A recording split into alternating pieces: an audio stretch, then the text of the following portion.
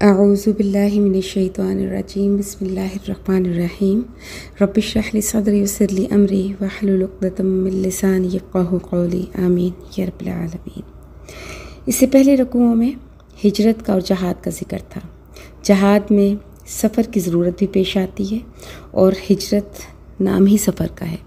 تو اس میں پھر اللہ تعالیٰ نے بتایا کہ ان حالتوں میں نماز کیسے پڑھی جائے۔ اس مسئلے میں اکثر فقہی طور پر کچھ اختلاف پایا جاتا ہے، لیکن یہ بات طے ہے کہ 48 میل یا اس سے زیادہ کا اگر سفر ہو تو نماز قصر کرنی ہوگی۔ نماز قصر میں یہ حکم ہے کہ فجر کی 2 سنتیں اور 2 فرض اسی طرح برقرار رہیں گے،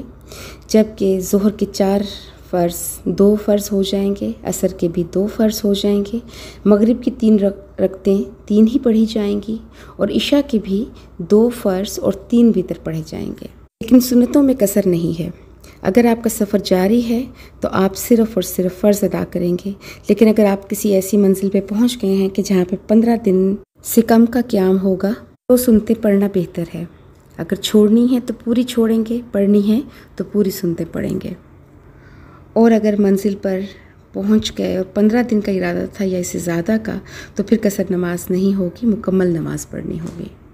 امام ابو حنیفہ رحمہ اللہ کے نزدیک 4 رکعت پڑھنے والا، کہ جیسے ظہر کی یا عصر کی 4 رکعتیں ہیں، تو اگر ان کو آپ پورا پڑھیں گے تو آپ گناہ گار ہیں، کیونکہ یہ سنت کی خلاف ورزی ہوگی۔ تو اللہ پاک فرماتے ہیں وَإِذَا ضَرَبْتُمْ، اور جب تم سفر کرو فی الارض زمین میں، فَلَيْسَ عَلَيْكُمْ، تو پس نہیں ہے تم پر جناح کوئی گناہ، ان تقصروا من الصلاۃ، یہ کہ تم کم کر دو نماز سے۔ آگے نماز خوف کا ذکر ہے، ان خفتم، اور اگر تم خوف کرو، ان یفتنکم الذین، یہ کہ تمہیں فتنے میں ڈالیں گے وہ لوگ، کفروا، جو کافر ہیں، ان الکافرین، بے شک کافر، کانوا لکم، ہیں تمہارے، عدو مبینہ، کھلے دشمن۔ اگلی آیت میں نماز خوف کا پڑھنے کا طریقہ بیان کیا گیا ہے۔ ہوا کچھ اس طرح کہ غزوہ ذات الرقاع میں نبی پاک صلی اللہ علیہ وآلہ وسلم خود شریک تھے، تو دشمنوں نے آپس میں مشورہ کیا کہ جب مسلمان اپنی عبادت میں مشغول ہو جاتے ہیں تو ان کو کسی چیز کا ہوش نہیں رہتا، لہٰذا جب یہ نماز شروع کریں، سجدے میں جائیں تو ہم ان پر حملہ کر کے ان کو ختم کر دیں گے۔ اور وہ تھے بھی کافی قریب، زیادہ فاصلہ نہیں تھا درمیان میں۔ تو جبرائیل امین تشریف لائے اور آپ صلی اللہ علیہ وآلہ وسلم کو کافروں کی اس سازش سے آگاہ کیا اور صلاۃ خوف کے ادا کرنے کا طریقہ بتایا۔ اس غزوہ میں چونکہ آپ صلی اللہ علیہ وآلہ وسلم خود شریک تھے، تو اس لیے آپ کو مخاطب کر کے طریقہ بتایا گیا، یعنی 1 رکعت آپ صلی اللہ علیہ وآلہ وسلم نے ادا کی تو دوسری رکعت کے لیے آپ نہیں اٹھے، وہ رکعت مسلمانوں نے خود ادا کی، سلام پھیرا اور چلے گئے۔ اب جو مسلمان جنہوں نے نماز نہیں پڑھی تھی وہ آگے آ گئے،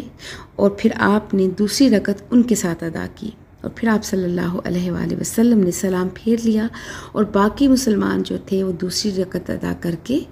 انہوں نے اپنی نماز مکمل کی۔ یعنی اس طرح سے کوئی بھی آپ صلی اللہ علیہ وآلہ وسلم کی امامت سے اور اس فضل سے محروم نہ رہے۔ تو فرمایا وَإِذَا كُنْتَ، اور جب آپ صلی اللہ علیہ وآلہ وسلم ہوں، فیہم، ان میں موجود، فَأَقَمْتَ لَهُمُ الصَّلَاةَ، تو آپ قائم کریں ان کے لیے نماز، فَلْتَقُمْ، اور پس چاہیے کہ کھڑا ہو، طَائِفَةٌ مِّنْهُمْ مَعَكَ، ایک گروہ ان میں سے آپ کے ساتھ، وَلْيَأْخُذُوا أَسْلِحَتَهُمْ، اور چاہیے کہ وہ لے لیں اپنا ہتھیار۔ یعنی جو نماز ادا کر رہے ہیں وہ تو نماز ادا کریں گے، لیکن جو دوسرا گروہ کھڑا ہے وہ اپنا ہتھیار پہنے رکھے گا۔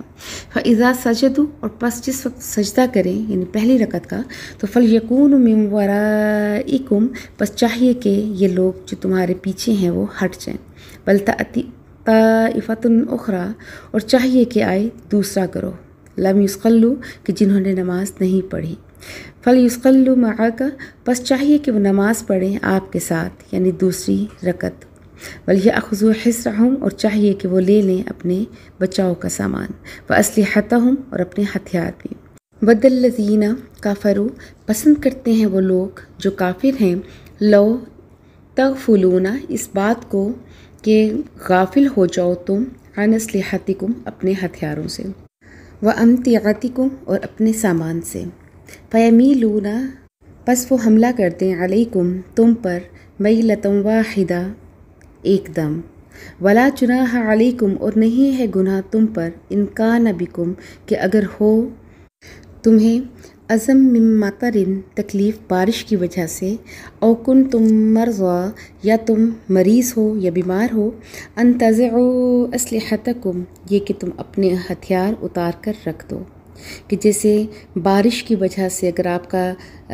جو آپ نے زرہ وغیرہ پہنی ہوئی ہے یا ہتھیار بھاری اٹھایا ہوا ہے تو اگر آپ کو تکلیف ہو رہی ہے نماز پڑھتے ہو تو آپ اس کو اتار کر رکھ دیں۔ وَخُذُوا حِذْرَكُمْ اور لے لو اپنے بچاؤ کا سامان، لیکن جو ڈھال ہے اس کو آپ خود سے علیحدہ نہ کریں، اس کو آپ اپنے پاس رکھیں۔ ان اللہ بے شک اللہ نے اعد للکافرین تیار کیا ہے کافروں کے لیے عذاب مہینہ عذاب رسوائی والا۔ اگلی آیت میں اللہ تعالیٰ نے ذکر کی ترغیب دی ہے،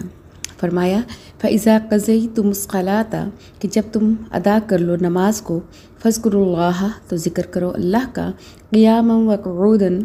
کھڑے ہونے کی حالت میں اور بیٹھنے کی حالت میں، وَعَلَى جُنُوبِكُمْ اور اپنے پہلوؤں کے بل، فَإِذَا اطْمَأْنَنْتُمْ اور پھر جب تم مطمئن ہو جاؤ یعنی تمہیں کوئی خوف نہ ہو، سفر باقی نہ رہے، فَأَقِيمُوا الصَّلَاةَ تو قائم کرو نماز، ان الصلاۃ بے شک ہے نماز، کانت علی المؤمنین ایمان والوں پر، کتاب موقوتا لکھی ہوئی مقررہ وقت کے اندر۔ آج کی 3 آیات جو ہم نے پڑھی ان میں نماز قصر اور نماز خوف کا ذکر ہے۔ اس چیز سے ہمیں یہ بھی اندازہ ہو جاتا ہے کہ جب اللہ نے نماز کو جنگ کی حالت میں معاف نہیں کیا تو ہم اس کو عام روٹین میں کوئی چھوٹا سا بہانہ لگا کے ہم نماز کو کیوں چھوڑ دیتے ہیں۔ ہمیں کیوں نہیں احساس ہوتا کہ نماز ایک ایسا رکن ہے کہ جو ایک مسلمان اور کافر کے درمیان فرق کرنے والی چیز ہے۔ ہمیں ان آیات سے نماز کی اہمیت کا اندازہ ہو جانا چاہیے۔ اگر آپ کوئی نماز اپنے ہوش و حواس میں کسی شرعی عذر کے بغیر اگر اس کو چھوڑ دیتے ہیں تو یہ گناہ کبیرہ ہے۔ پھر یہ بھی معلوم ہوا کہ نماز کے بعد ذکر کی کتنی اہمیت ہے۔ اس چیز کا ثبوت متعدد احادیث سے ملتا ہے، جیسے مسلم شریف کی مختلف روایات میں سے ایک یہ ہے کہ جو شخص نماز کے بعد لا الہ الا اللہ وحدہ لا شریک لہ لہ الملک ولہ الحمد وہو علی کل شیء قدیر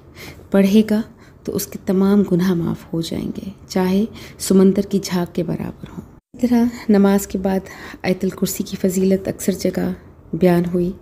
اور اس کے بارے میں آپ صلی اللہ علیہ وآلہ وسلم نے فرمایا کہ جو شخص ہر فرض نماز کے بعد آیت الکرسی پڑھتا ہے تو اس کے اور جنت کے درمیان موت کے علاوہ کوئی چیز رکاوٹ نہیں۔ پھر نماز کو قائم کرنے کا بھی اکثر جگہ پہ ہم نے پڑھا، جیسے لفظ آتا ہے فَأَقِيمُوا الصَّلَاةَ کہ قائم کرو نماز۔ قائم کرنا نماز یہ ہے کہ اس کو تمام سنتوں تمام فرائض کے ساتھ ادا کیا جائے، اور جس میں ایک چیز شرط ہے نماز کے لیے کہ اس کو اس کے وقت پر ادا کیا جائے۔ جیسے ایک مرتبہ حضرت جبرائیل امین نے 2 دن آپ کو نماز پڑھائی، 5 نمازیں، ایک دن اول وقت میں اور دوسرے دن آخر وقت میں، اور بتایا کہ ان کے مابین وقت ہے نماز کا۔ تو نماز کو نہ تو اس کے وقت سے پہلے پڑھیں کہ ابھی اذان نہیں ہوئی، ابھی اس کا وقت شروع نہیں ہوا اور آپ نماز ادا کر دیں، اور یا پھر اس کو اتنا لیٹ کر دیں کہ وہ نماز کا وقت مکروہ ہو جائے، جیسے حدیث پاک میں بھی آتا ہے کہ اتقوا صلاۃ المنافقی اتقوا صلاۃ المنافقی کہ منافق کی نماز سے بچو، منافق کی نماز سے بچو۔ کہ جیسے فجر کی نماز آپ سوئے رہیں اور اس کے بعد آپ انتظار کرتے رہیں، چابی اٹھتے ہیں اور جب سورج نکل آئے تو آپ جلدی جلدی نماز کو ادا کریں، یا اسی طرح کہ اگر عصر کا وقت آپ نے گزار دیا اپنی مصروفیت میں اور پھر جب نماز بالکل قضا ہونے والی ہوئی جلدی جلدی آپ اٹھیں اور نماز کو ادا کریں تو یہ منافق کی نماز کہلائے گی۔ اب اگلی آیت میں اللہ پاک فرماتے ہیں وَلَا تَهِنُوا فِي ابْتِغَاءِ الْقَوْمِ اور نہ سستی کرو دشمن قوم کی تلاش کرنے میں، ان تکونوا تعلمون کہ اگر تم تکلیف اٹھاتے ہو، فإنہم یعلمون پس بے شک وہ بھی تکلیف اٹھاتے ہیں، کما تعلمون جس طرح تم تکلیف اٹھاتے ہو، وترجون من اللہ اور تم امید رکھتے ہو اللہ سے اس چیز کی ما لا یرجون کہ جس چیز کی وہ امید نہیں رکھتے، وکان اللہ، اور ہے اللہ علیم حکیمہ، جاننے والا اور حکمت والا۔ اس میں اللہ پاک مسلمانوں سے کہہ رہے ہیں کہ دشمن سے مقابلے میں، اس کا پیچھا کرنے سے یا اس کے ساتھ لڑنے میں کسی قسم کی سستی کا مظاہرہ نہ کریں، کیونکہ اگر میدان جنگ میں تم تکلیف اٹھا رہے ہو تو وہ بھی اٹھا رہے ہیں، اس میں تم دونوں برابر ہو۔ لیکن جہاں پر بات آتی ہے اللہ کے اجر کی، اللہ سے ثواب کی